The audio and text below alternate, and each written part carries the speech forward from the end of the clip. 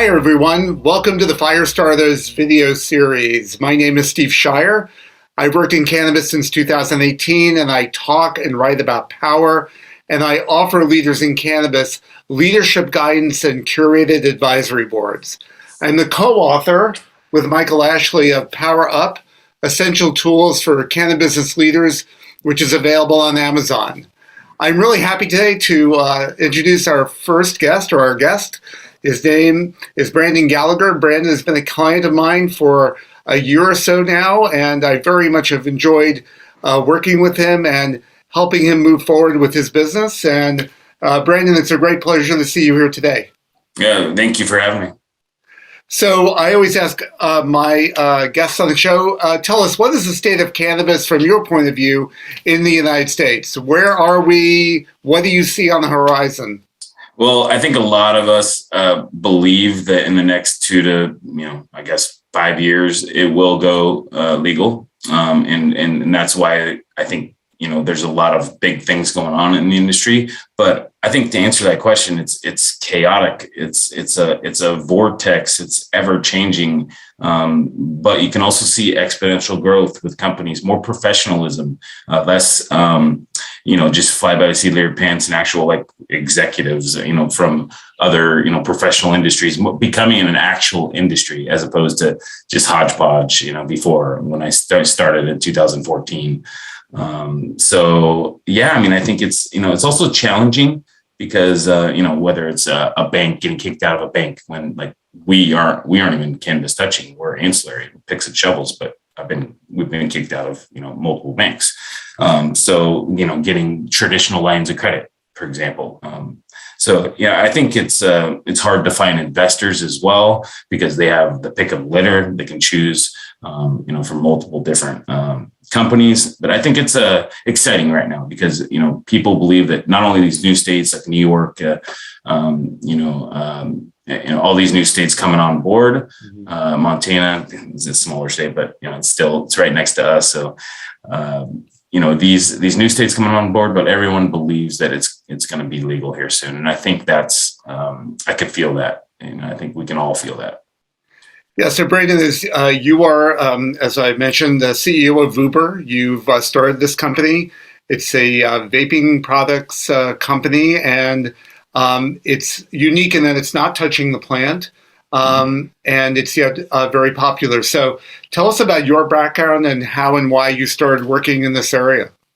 Yeah, so actually, I graduated from Eastern Washington University with a philosophy degree, actually, of all things. Very important. Yeah, I loved it. I love philosophy. And I started off in business marketing and actually changed to philosophy. And then, you go through your 20s, you kind of like, figure out what you're trying to do with your job and figure out what you're good at. And I got into sales. It was actually credit card processing. So just really tough sales, like one of the hardest things to sell. And I was actually, I was really good at it and built one of the fastest, largest teams. Had over 50 deals like in my third month when I started there, which was a record. And I was actually going to open a new office. And so, I just realized I was really good at sales. So that's kind of how it started. Then I moved over for another job to Seattle with my ex-fiance. And we 502 passed the law in Washington, where Washington and Colorado, the first two states, was going legal. And so I was kind of in the right place in the right time as well, which has a lot to do with, entrepreneurs and starting a successful company. And so I had a friend over in Seattle. We were going to start a grow, actually. And I started canvassing the medical, because it wasn't retails at the time, It was medical dispensaries. And a lot of them had, vaporizers. And this was all a new thing to me. Vaporizers were new to everyone back in 2013, 14. And so I'm like, oh, how do these sell? And they sell like crazy. They said like hotcakes, but we have half of them get returned because they're defective. I'm like, really? And then the company doesn't call us back, and the rep we never see again. I'm like, and I'm hearing this from multiple dispensaries. I'm like, okay, so like, ding, light bulb, went off, and I'm like, okay, so if I can find a good manufacturer, and if I can back up, I asked them if I can back up this product, would you order? And they were reluctant, but I told them, I'll offer a lifetime warranty, which we still have to this day. And I told them that they can co-brand, which we still do a lot of that to this day. 30% of our business is co-branding, where they can get their logo out there too. And we say powered by Vuber. And so that's a big part of our business still. And I was very customer service oriented, where more boots on the ground, old school approach, brick and mortar, instead of like website first. I was more go out and touch these retailers and these dispensaries and see these people. You were connecting with them. Yeah. In a very real way. Yeah. And so I started the company. I found a great connection, obviously, over in China, and ordered the first shipment, got, my first seed investor, first 3 within the first few months, only raised $80,000. But I turned over the inventory so fast that we were profitable the first year. And then the first full year, we did 1.5 million. So, it was good. Our brand was pretty big in Washington, at least. And, we were profitable. So that's hard to do. It's hard to be a cannabis company, or even an ancillary cannabis company, and be profitable. So yeah, that's how I got into it. And then really, when it comes to how we developed, it was, obviously we ordered from China. We just rebranded it as Vuber. People love the name. They love the packaging. They, again, the technology of the vaporizers. It was just a novelty. Just discretion is one of the biggest things I'll say. People love that it's so discreet. It's fun, discreet, and then we guarantee it, So it is really discreet. I saw somebody on MSNBC a couple of days ago, and he was vaping and like hiding it under his arm, and it was just it was really funny. He was probably using one of your products. Yeah, and you can even you don't smell it really, like when you blow out the vapor. You can, and if it does smell, you can go like that under your shit. So yeah, a lot of people, they use it out in the streets or wherever, even in restaurants, and get away with it. And so, I saw the market, being very large for that. And I also saw the analytics, and, cartridges and vaporizers were, going up very fast. A lot of people thought it was going to be just a novelty, type thing that just went away. But I had faith that it would stick around, and it did. And then I started, after about 3 years, I was trying to raise Series A funding, and I went to multiple investors, and a lot of them were like, what's proprietary about your company, right? And I'm like, yeah, nothing, because we're just rebranding Chinese products, right? Just like the other competition, or most of the competition. So that's when I changed the whole vision, and we started building everything from scratch, thinking of new ideas, filing for patents. We now have 21 patents we filed, and 5 that have been granted. And I'll, I can go into that later about the products if you want. Yeah, why don't you talk a little bit about your flagship product and talk about why it's unique? Yeah, so I would say our Pulse battery is our flagship product, but also I can't not mention our core cartridge. So the reason why is that everyone knows there was a large lawsuit. The ITC, International Trade Commission, said, hey, CCELL has this patent on this cartridge, which there's hundreds of millions of those things sold empty in the United States alone. And they targeted all the companies that were copying them. And then those companies, a lot of them got their products either seized, or they're fighting, that lawsuit right now. And so it kind of scared, a lot of people, and a lot of the copies aren't able to make it into the country anymore. And so people are looking for another material. And if you think about it, with a cartridge, the cartridge is just a little tiny guy, it's just a little tiny SKU. It's very inexpensive, but it's the most, it's the most, bought and sold item in the cannabis industry, period. It's like an aluminum can, there's just so many of those things. And it's the fastest segment of the industry too, the concentrates, because again, the discretion part. And so we wanted to build something new that didn't exist, that was, that hopefully improved flavor, because the biggest thing is flavor profile, how big of a draw you get, so a hit.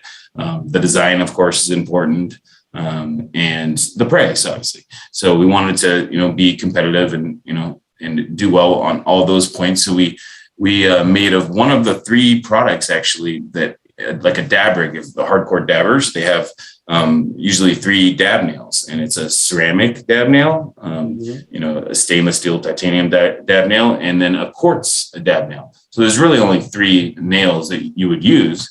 And stainless steel or titanium in a cartridge just doesn't work. It wouldn't pass the heavy metals test. It'd be too expensive. That just wouldn't work. They use that material in the coil to heat up, but it wouldn't work. So ceramic, C-cells, ceramic material, obviously. But we filed a patent almost 3 years ago, and it was for a fritted disc, basically, which is what the hardcore dabbers use to put on their dab nail to cleanse their dab. So basically took all the negative particulars out of that dab, out of that wax, the concentrate, and it made it taste cleaner. And that's because you apply heat to the fritted disc and it drops through and it acts as like a filter.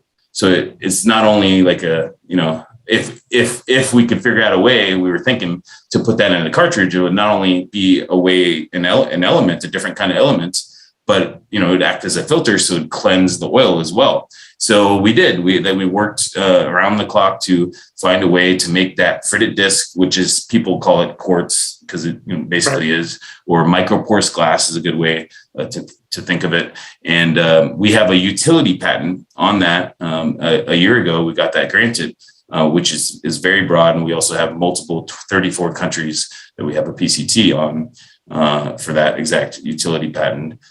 So we have been setting the table the last 4 or 5 years with building all these products, filing all these patents, and then looking at everyone who's infringing on our patents and looking at licensing deals, royalty deals, the master distribution deals. And now recently, the last 6 months and this year is a big focus. We've signed over 4 huge licensing deals, royalty deals, distribution deals. And now this year we're going to protect that exact patent, that quartz, we call it core technology, but that quartz technology. And basically people, I think, are going to start asking this year, do I want to vape ceramic in my cartridge, or do I want to vape with quartz in my cartridge? Right. And I think there's really only one of those 2 materials, and we have the patent rights to one of them.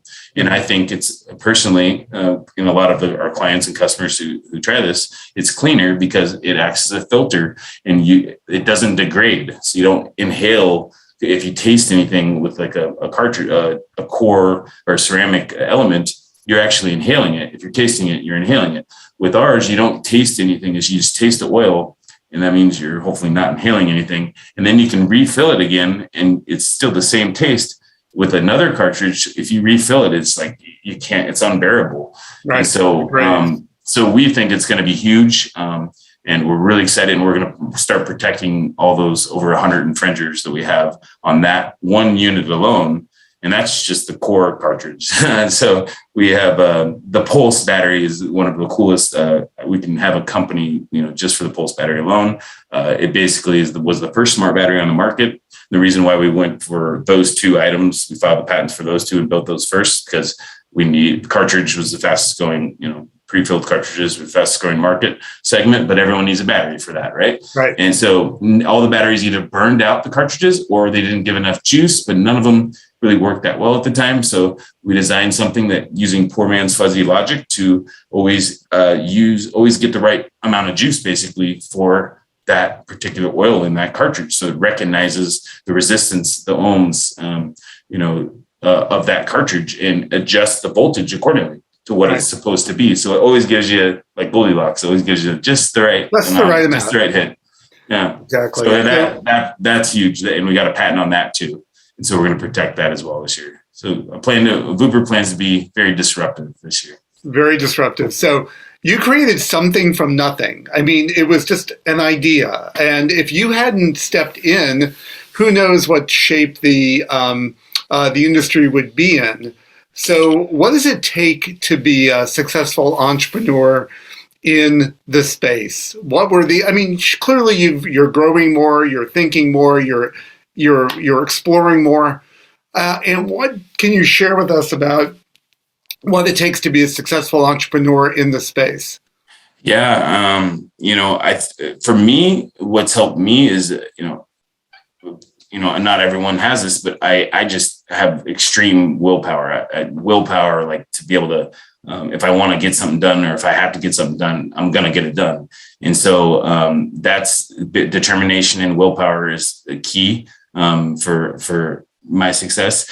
And I think for a lot of success, but also, having the right team around you, making sure you don't spread yourself out too thin, which I've done before. And then I came back in, and you got to focus on, the one company, and the main focus on the goal. Don't be good at a bunch of things, be great at one thing. Right. And then I would say, get a bunch of as many advisors as you can around you, and listen to them, and then make your decision after you have thought about it. Right. Always take care of your investors. Always take care of your investors, because whether it's another company down the road, or if you sell your company or whatever, they're going to take care of you down the road. So, and my job obviously I have a fiduciary responsibility to our investors. And then I would say leadership and what your book is about, using your power. Like you've said in the book, people sometimes think of power as a bad word, right? But it's not. It's just being a good leader. Leading by example, not getting too friendly with your employees, but also being friendly. Not like so people don't see you as playing favorites, right? Right. And then being able to delegate, which is really important. One of the biggest things I've learned over the last, I would say 5 of the 8 years, the first 3 years, I was learning a lot, was the ability to delegate. Delegate to people that are way smarter than you, or better than at those things, like organization or, whatever it is. And that was hard for me to do because it's like, giving up, a piece of your baby. Yeah. So tell me, why was that hard? Tell us. It's like, in Vuber, I have a 5-year-old son, and, Vuber's like my toddler as well. It's like my kid. And so it's almost like it's like your kid's going off to college when you give those things away. It's like, you're like, no, and exactly. But it's the best thing to do. And it's the best thing for him or her to go off to college. And so if you want to grow your company, I mean, you can't do everything yourself. If you try to do everything yourself, you're going to go crazy. Entrepreneurs, and in this crazy vortex of an industry, this cannabis industry, we constantly burn ourselves out. I'm burnt out right now, and we need to take vacations. We need to take more vacations, and we need to delegate. We can't do everything ourselves. So I think that has been an important role. One of the biggest things is taking out your ego. That's what I've learned. Yeah. Taking your ego out of the equation and being critiqued.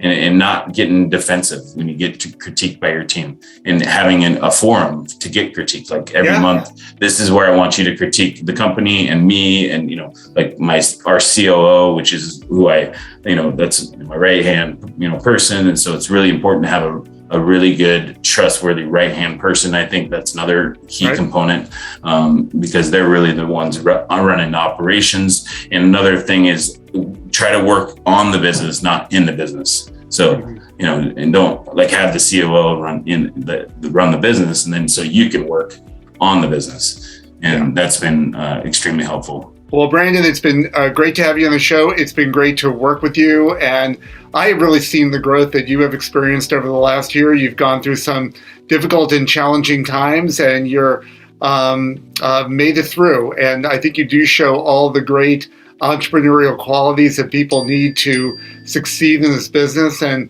thanks again for being on the show.